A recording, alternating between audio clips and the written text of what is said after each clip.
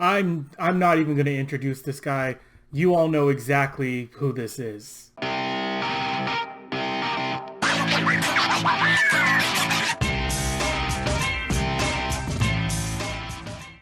So Dracula has some serious skills. I'll tell you, I used to think he was like a joke character, but I gained a newfound respect for him after doing some research for this video. And I'm very serious about this. Up until this point, I had assumed or considered Dracula to be sort of like this campy character, you know? I've seen the Universal horror movies, but let's face it, it's been a good long time since any of those have scared anybody. Ultimately, I think I've been viewing Dracula as sort of this campy character because it's been so long since he's been hardcore. He's turned into this sort of like universally understood character where he can fit into all these different molds, a lot of which are really campy. Um, it's just silly. By the way, bonus points if you can tell me who this guy is. I mean, look at this dude. He looks like a fucking dork. But he is not a dork. Trust me. Dracula will fucking kill you. For no reason either. He'll just fucking do it. He is the hardest of the hard, the deepest of the deep, the realest of the real, the OG monster of OG monsters. And he's got some pretty extreme superpowers. According to my research, he can lift up to 8,000 pounds. He's fast enough to run up to 80 miles per hour, agile enough to be able to dodge bullets. His body is also immortal, so he can't really be wounded physically, and he never gets tired. On top of that, he has a bunch of magical abilities too, including hypnotism, where he just sort of looks you in the eye and totally just fucks up your brain. Bella was super good at that.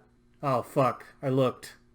He can also shapeshift into a couple different forms. His most preferred forms are those of a bat and a wolf, which he uses for stealth and transportation purposes.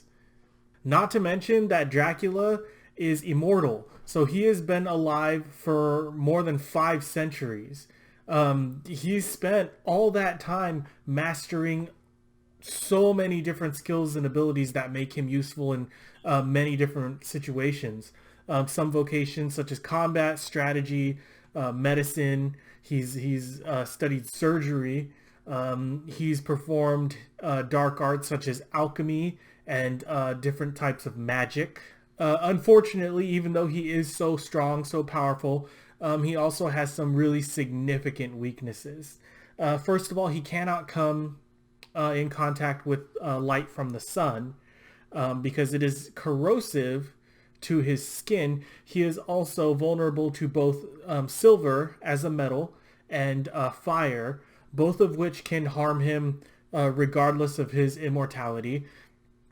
He is also completely bound magically to his homeland of Transylvania. He cannot leave or he will die. The further away he gets from Transylvania, the weaker he will become. But there is a sort of caveat to that.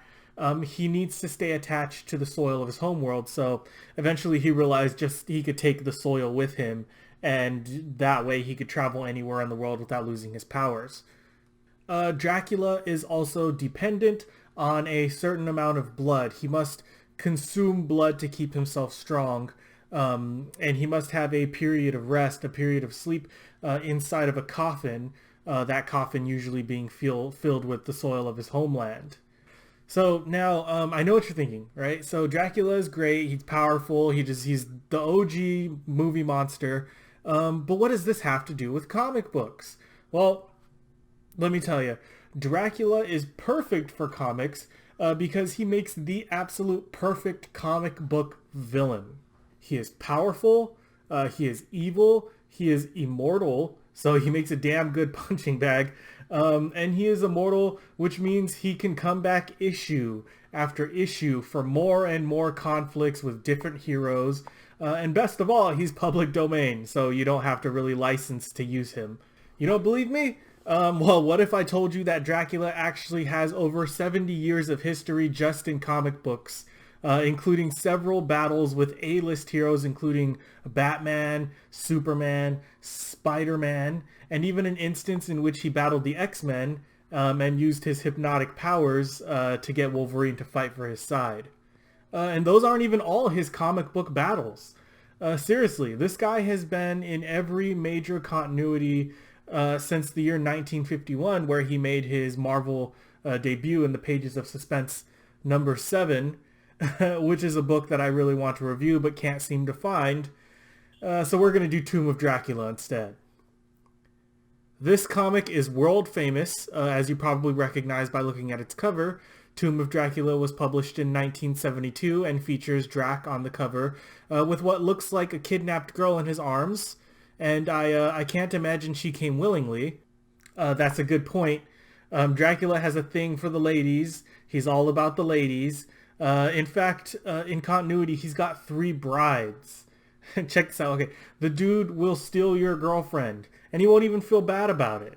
Anyway, the story opens up with this beautiful drawing of the titled Tomb of Dracula, which is actually more like a castle he lives in and uses to stock the lands around Transylvania and keep all the neighboring villages in line. We see some travelers driving through in a sedan, which immediately breaks down, leaving them stranded on the dark road in the rain. This is a horrible omen, but they decide to push forward to the local village to find some help. They go to the village of Wallachia, where they meet a group who gives them the classic vampire warning. The castle is filled with evil creatures and everybody who goes there dies. But they don't care. They book some passage anyway. So now the story shifts and we get some backstory on the main character. His name is Fred Drake, and he has a girlfriend named Jeannie. We learn at one point that Frank was a wealthy businessman, but he lost his fortune and became desperate for money. Then he discovers that he happens to be a great descendant of Count Dracula and that he has inherited his castle in Transylvania, so he decides to travel there with his friends and collect on his debts. The group arrives at the Count's castle and they are immediately beset by bad fortune. A swarm of bats attacks them and they end up separated.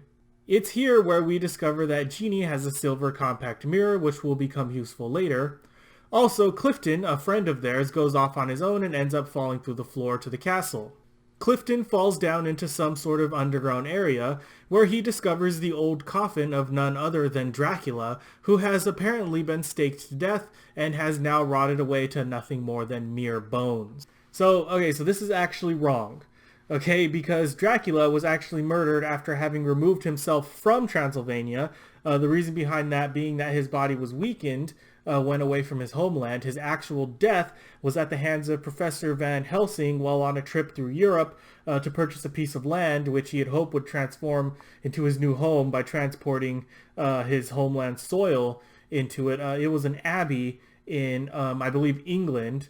As a result, there was no way his body could be in Transylvania at the time in which this book is taking place, since it could never be removed from its resting spot in that abbey in England, lest, of course, Dracula be resurrected. However, regardless of all of this, Clifton is an idiot. He pulls the wooden stake from the corpse which resurrects Dracula. Then he screams for help after realizing what he's done. He's probably doomed either way. On the other side of the castle, we see Dracula is now very much alive and attacks Jeannie, who immediately falls under his spell. Frank tries to stop her, but she is smitten with Dracula and she wants to go with him. Frank hits her so hard in the face that she gets knocked unconscious. Then he uses that same silver compact from earlier to ward Dracula away, but only momentarily. He's definitely going to be back. Dracula runs off and Frank makes a quick escape. Then Dracula decides to go to the village to feast on one of the village girls. He sucks her blood, I think, and then leaves her corpse for the villagers to find. The villagers become panicked by the corpse because of its bite marks and correctly assume that the evil Dracula has returned. They form into a mob and head out to hunt down and kill the vampire. Meanwhile, Dracula doesn't care at all. All he wants is to do nasty things with Jeannie because, well, he's bored of the village girls and he thinks she is, and I quote, fresh. Dracula breaks into her recovery room and is seconds away from penetrating her when suddenly Frank bursts into the room and threatens Dracula with the mirror. At first, Dracula seems a bit intimidated, but when Frank throws the mirror, Dracula is unaffected. And now Frank has nothing to defend himself with, which leaves him open to be bullied by the Chad Dracula. Now Jeannie is awake, and her blouse is wide open so Dracula can get a spot of her goodies, which he is obviously very interested in considering this face he is making here. He tries to flee with Jeannie, but the mob shows up at an opportune moment and sets fire to the hotel. Frank is allowed to escape with Jeannie just in the nick of time. However, this book ends on a somber note, as Jeannie must have exchanged fluids with Dracula at some point, because she is now a full-on vampire and desires nothing more than to be with her new master. She leaves Frank alone and heartbroken. So it's kind of a weird story, isn't it?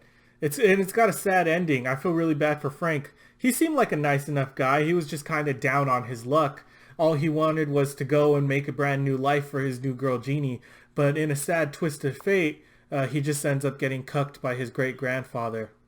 Oh well, I mean, I guess that's what Halloween's all about, right? And I have to admit, it's a damn entertaining thing to read. This is The Secret of Tomb of Dracula. Not many people talk about it, but it's one of the greatest comic runs ever, especially in the realm of horror comics. I mean, we're talking big issues, including crossovers with different characters, crossovers with Dracula and Silver Surfer, Dracula and Doctor Strange, the birth of a bunch of vampire hunters, including Blade and the Night Stalkers, a period in which Dracula has a showdown with Satan himself, not to mention battles with countless other monsters like the Wolfman. But anyway, that's it for me. I gotta wrap this up now because I have 3 other monsters to get through before Halloween is over. That's right, I am doing The Mummy, Frankenstein, and Wolfman, as well as Tomb of Dracula, and I'm doing them right now. So stay tuned for that. In the meantime, remember to subscribe if you want to support me. I've left some links in the description where you can do that. But until next time, keep reading comics.